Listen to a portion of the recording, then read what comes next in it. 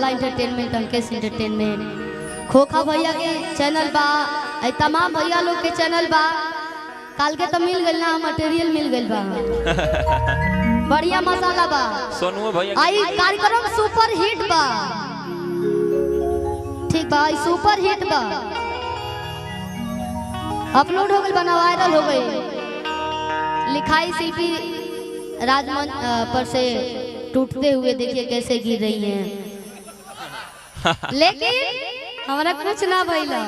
ई रउआ लोग के प्यार बा। एगो भक्त माई के दरबार में गइल बड़े, कहत कैसे कि या कुंदन तो तू सारा हार धोला,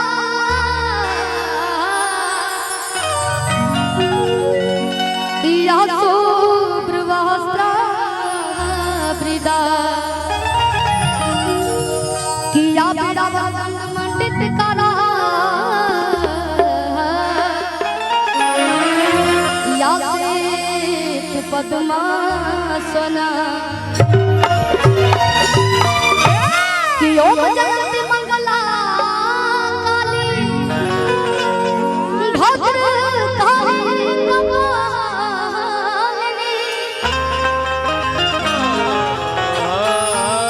हो दुर्गा क्षमा देवधात्री,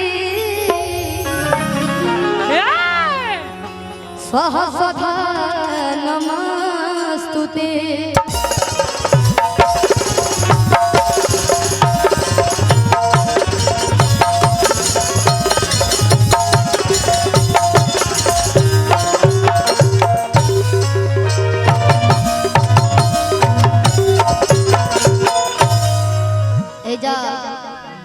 सब लोग हमरा से बड़े बच्चे भी लोग गावे आई बटे भैया, कितना लोग के नाम ना बोलनी हो।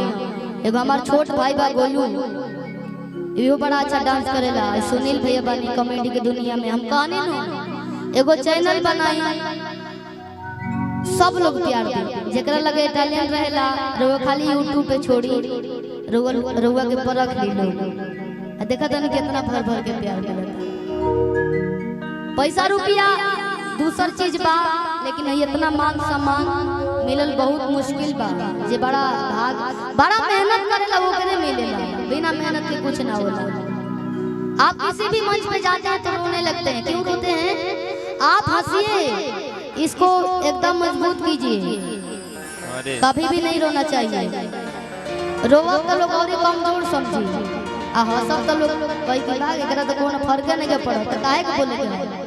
कभी भी नहीं रोना चाहिए, किसी भी सिचुएशन में नहीं रोना चाहिए। एक भक्त माई के दरबार में गए, कहते कैसे कि जो ना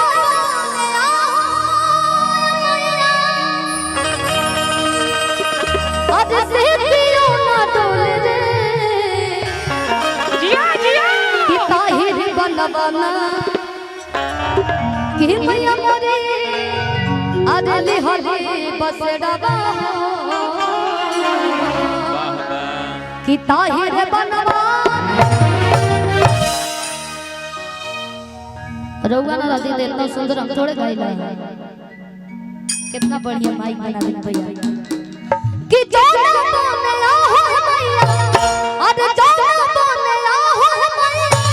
सीतियों ना डोले रे, ताहिर बनबना, कि मैया मोरे ली होली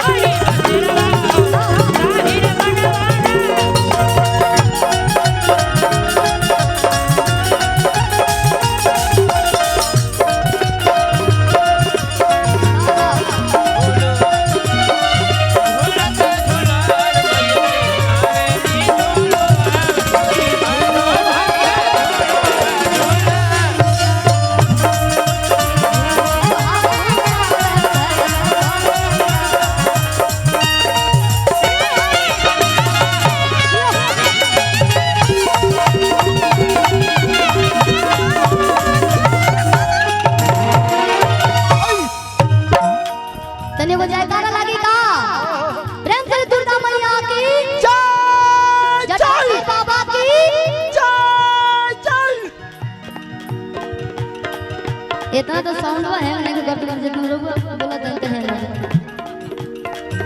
कि माथे पर मुकुटावा शोभे अब कहने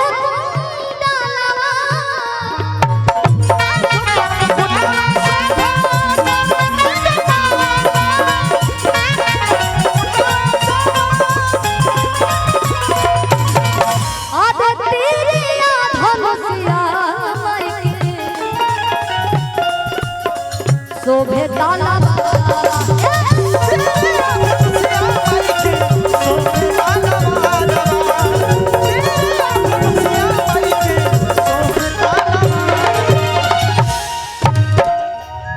सर के बहनी बनावल रहे ओ बेरा हम बहुत इनाम पावत रहनी और एहू बेरा जीवन ई प्यार मिलत रहे आपके आशीर्वाद बनल रहे और ऐसन कलाकार हर एगो गायिका के मिले आपके जैसन जे अच्छा गाना गावे अच्छा राह दिखावे हई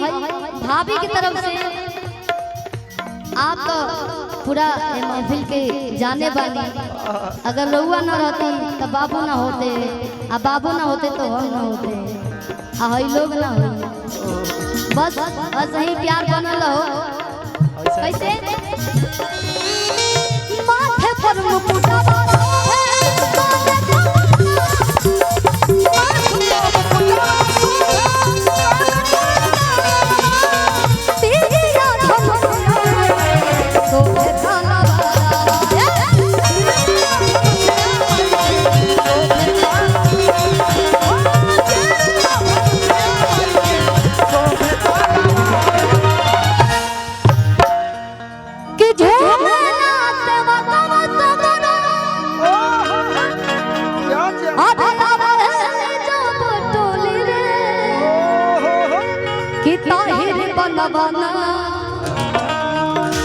लगभग